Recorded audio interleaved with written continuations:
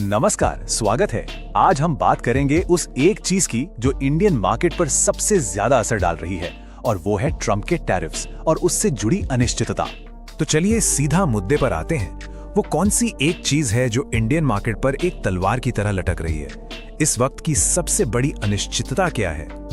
और जवाब है ये खबर कि यूएस सुप्रीम कोर्ट ने ट्रम्प टैरिफ पर अपना फैसला टाल दिया है। बस इसी एक खबर ने पूरे बाजार को टेंशन में डाल दिया है। चलिए समझते हैं क्यों। देखिए, सब उम्मीद कर रहे थे कि एक फाइनल फैसला आ जाएगा, मामला खत्म होगा, लेकिन हुआ क्या? इंतजार और लंबा हो गया। और मार्केट में जब कोई खबर नहीं आती तो उसे अक्सर बुरी खबर ही माना जाता है, क्योंकि अनिश्चितता बनी रहती है। ये नंबर देखिए, 50%। ये वो भारी भरकम टैरिफ रेट है जो हमारी कंपनियों को, खास करके स्टील और एल्यूमिनियम सेक्टर वालों को लगातार चुकाना पड़ रहा है। जब तक ये मामला सुलझ नहीं जाता, ये सीधा सीधा उनकी कमाई खा रहा है। अब ये टाइमलाइन देखिए, पूरी कहानी साफ हो जाएगी। पहले एक निचली अदालत ने इन टैरिफ्स के खिलाफ फैसला दिया। सबको लगा चलो राहत मिली, लेकिन नहीं, 50% टैरिफ की वसूली चलती रही। और अब सुप्रीम कोर्ट ने फैसला 14 जनवरी तक टाल दिया है। मतलब इंतजार और इंतजार। तो सबसे जरूरी बात पता है क्या है? ये सिर्फ एक देरी नहीं है, ये एक मीटर है जो लगातार चल रहा है। हर गुजरते दिन के साथ भारतीय कंपनियों का नुकसान बढ़ रहा है, और ये मीटर तभी रुकेगा जब फाइनल फैसला आएगा। अच्छा, ये जो कानूनी लड़ाई है ना, ये अकेले नहीं चल रही है। इसके पीछे एक बहुत बड़ा पॉलिटिकल ड्रामा भी है। चलिए अमेरिका और भारत के बीच जो ट्रेड को लेकर तनाव चल रहा है, उसकी बड़ी तस्वीर को समझते हैं।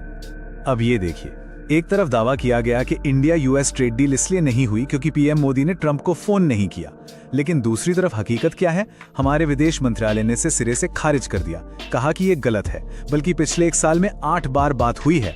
तो आप समझ सकते हैं कि कैसे इस तरह की पॉलिटिकल बयानबाजी से मार्केट में एक नेगेटिव माहौल बनाया जाता।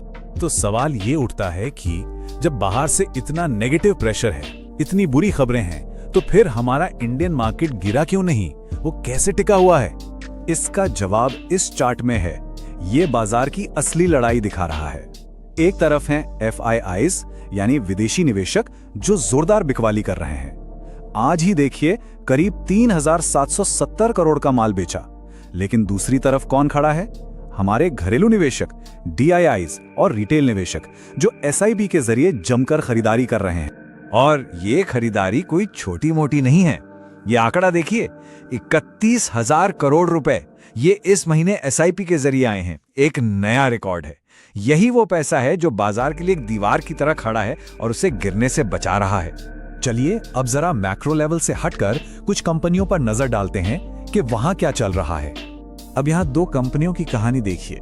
एक तरफ जोमैटो और ब्लिंकिट को 3.7 करोड़ का GST डिमांड नोटिस आया। ठीक है, उनके लिए कोई बड़ी बात नहीं है। लेकिन दूसरी तरफ है हिंदुस्तान यूनिलीवर, जिसको 1559 करोड़ का इनकम टैक्स डिमांड आया है। अब HUL जैसी बड़ी कंपनी के लिए ये मैनेज करना मुमकिन है, पर सोचिए अगर यही नोटिस किसी छोटी कंपनी को मिलता तो उसका तो बंटाधार हो जाता। अब बात करते हैं ओला इलेक्ट्रिक की, जो कभी मार्केट लीडर हुआ करता था। एक जमाने में 55% मार्केट शेयर था, और आज देखिए गिरकर सिर्फ 9% पर आ गया है।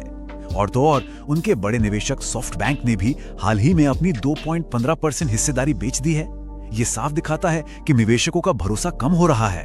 हाँ, लेकिन ऐसा नहीं है कि हर जगह बुरी खबर ही है। कुछ अच्छी खबरें भी हैं। जैसे भारत इलेक्ट्रॉनिक्स को 596 करोड़ का नया ऑर्डर मिला है, तो स्टॉक में तेजी है। ऑटो सेक्टर के लिए भी तीसरी तिमाही अच्छी रहने की उम्मीद है। पैसेंजर व्हीकल सेल्स 20% तक बढ़ सकती हैं। वहीं एक खबर यह भी है कि दिल्ली हाई कोर्ट ने एयर प्यूरिफायर पर GST कम करने की याचिका खारिज कर दी है। अच्छा, टैरिफ के अलावा एक और ग्लोबल कहानी चल रही है जिसका असर सीधा सीधा भारत की इकोनॉमी पर पड़ सकता है, और ये कहानी है तेल की।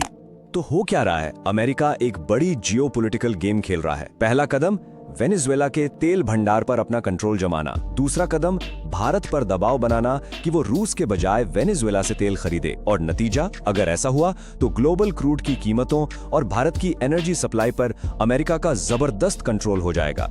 और सुनिए, ये सिर्फ हवा में बातें नहीं है। रिपोर्ट्स आ रही हैं कि रिलायंस शायद पहले से ही वेनेजुएला से तेल खरीदने के रास्ते तलाश रहा है। मतलब ये जो बड़ी स्ट्रैटेजी है ना, ये अब हकीकत बनने की ओर बढ़ रही है। तो हमने टैरिफ की बात की, पॉलिटिक्स की बात की, तेल की बात की। इन सब में एक चीज कॉमन है और वो है अनिश्चितता। हमें नहीं पता कि आगे क्या होगा और यही चीज बाजार पर लगातार दबाव बनाए हुए है। तो इतनी सारी बातें करने के बाद अब सबसे जरूरी सवाल ये है कि आने वाले हफ्तों में हमें किस चीज पर सबसे ज्यादा नजर रखनी है। देखिए, निचोड़ यही है कि हमारा बाजार घरेलू निवेशकों के दम पर अभी तो मजबूती से खड़ा है, लेकिन वो जो टैरिफ वाली अनिश्चितता है ना, वो अभी भी एक लटकती तलवार की तरह हमारे सिर पर है। वो रिस्क गया नहीं है। तो अंत में बस यही एक सवाल है जिसके साथ हम सबको सोचना है। जब 14 जनवरी को सुप्रीम कोर्ट का फैसला आएगा तो क्या वो बाजार के लिए नए दरवाजे खोलेगा या फिर एक नए तूफान की शुरुआत करेगा? सबकी नजरें अब उसी तारीख पर टिकी हैं। This video is for educational and information purpose only.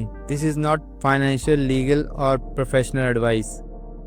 We are not SEBI registered advisor or experts, and viewers should conduct their own research and consult qualified professionals before making any financial decisions. The channel is not liable for any losses or damages arising from the use of